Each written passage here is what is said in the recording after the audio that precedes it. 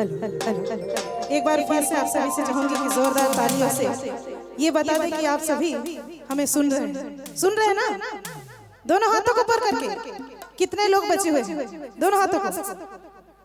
आनंद आ रहा है ना?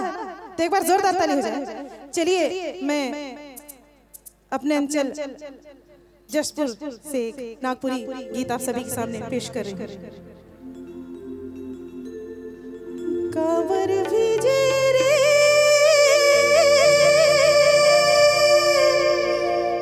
सावरिया, सावन